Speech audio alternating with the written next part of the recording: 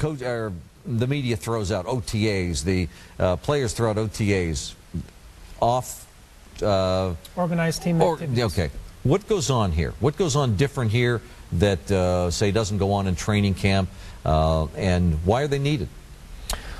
Well, I think it's good for the rookies, especially. You know, if they came in and didn't have all this time to learn the system and just went into training camp, they would really be way behind.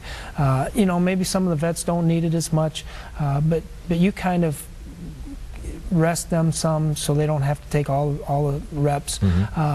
But the off season is extremely important, especially the weight room, the speed work the players get so they can stay strong and healthy for the season. And then we try to use it a lot of this time as for fundamentals so that they have a good base going into training camp where you know, you don't have to spend a lot of time doing the little bitty things as far as their footwork or their hand placement or whatever it may be. Yeah, you don't go back a long, long way, but did it used to be when you went to training camp you were starting from scratch each year, and the organized team activities, does it allow you to kind of just blend right into that then? Well, you really don't.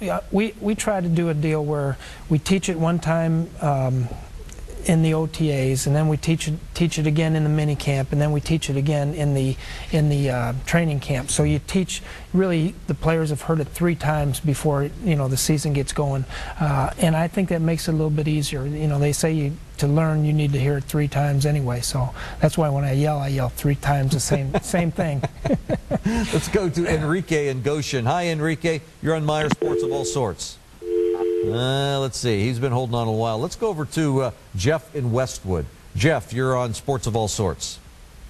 Yes, Mike. First, I would just like to say you guys doing a wonderful job last year. I hope the same thing happens this year.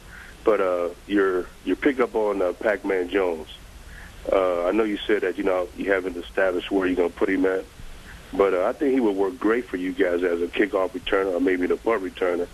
And as a third cornerback, I mean, what are your ideas on how you do want to use him? And, you know, I mean, like you said, you haven't established a plan, but what might be your plan for him?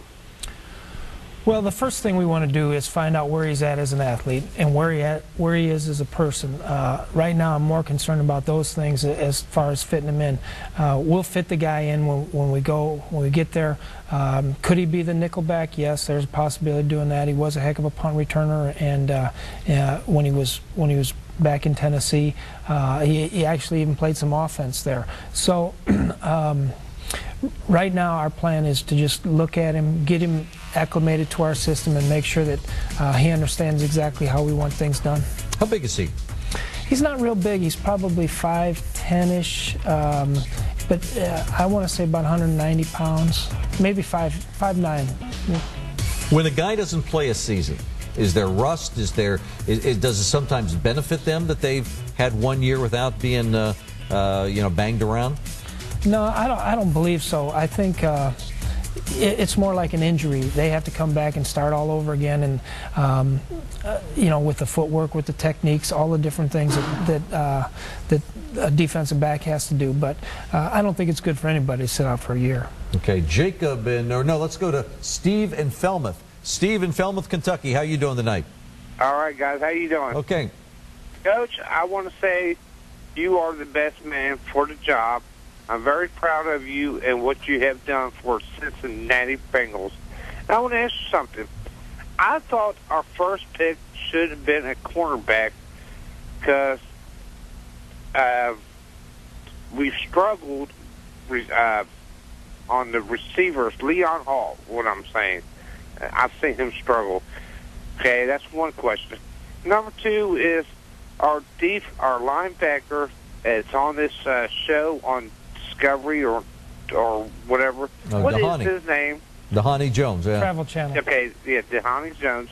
And what kind of player is he like in person?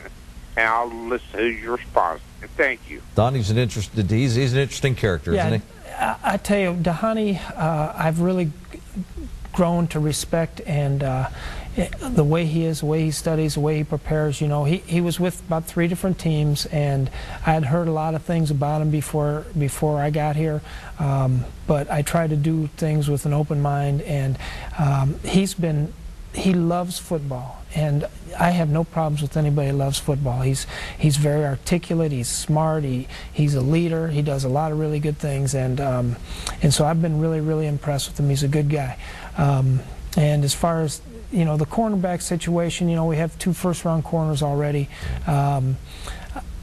You know, I would never pass up a corner, but we didn't have any when we were picking it that we felt like, you know, that was what we needed at that time. Yeah. Forrest Gregg once told me he thought it's the most difficult position to play on the field, because you have some guy that runs, you know, 4.0, and he knows where he's going, right, and you have no idea where he's going. You got to try to cover him. Yeah, and you know, that's and really they're so hard to find. That's why a lot of these teams are playing the cover 2 scheme, where, you know, they don't really have to cover. They have to go out there and bang receivers around, and they cover sparingly. We're more of a, you know, I've got this guy and he catches the ball and that's on me. So it really is a hard position to find. Okay, let's go to Enrique from Goshen is back. Hello. How you doing? Sorry for keeping you holding so long. No problem. I got a quick question and then a couple quick comments. You do play 4-3 defense. That's what it's going to be, your primary defense, right? Yes, sir. Okay. As far as your comment, as far as the high-rated passers coming against us this season, and as far as getting to them, you mentioned 6 guys on the line. That sounded a little scary to me. What about the safety and linebacker blitz? And one last comment. What happened to what you just brought up, intelligence in football? Most people don't realize is that you can play your position very intelligently. What happened to Medea Williams? He was very intelligent. You know, I don't know. I never coached Medea Williams, so I couldn't comment on that. He's with the Vikings now. Yeah, I know who he is. Yeah. I just never coached him, so I don't know if I really don't know anything about him other than he was here, and I know he's with the Vikings now. And I said 6 defensive linemen out there. I didn't say all of them on the line of scrimmage. Right. And we do have linebacker and safety blitzes. So we're looking at Michael Johnson as playing Sam linebacker this spring. But part of the reason why I want to do it is if we can use that as a package where we put him in, he's the Sam linebacker, they still have to account for him with either the back, or it depends on which side we're putting him on, or the protection is. But now he knows all the drops too, so he doesn't have to rush all the time. And so that's one of the things that we're kicking around a little bit. Yeah, and he's another young guy. A year ago, you got in, you gave him a little time. Let's go real quick, Jacob in Western Hills. Jacob, if you could do it real quick, we'll get you on. Yeah, I got a couple questions. With Michael Johnson, is he doing the things in the weight room to add the bulk and to be durable, to make it through the season and be that beast that we need off the end? And in the middle linebacker position, will there be an open competition with Raymond Luke and Dahani Jones?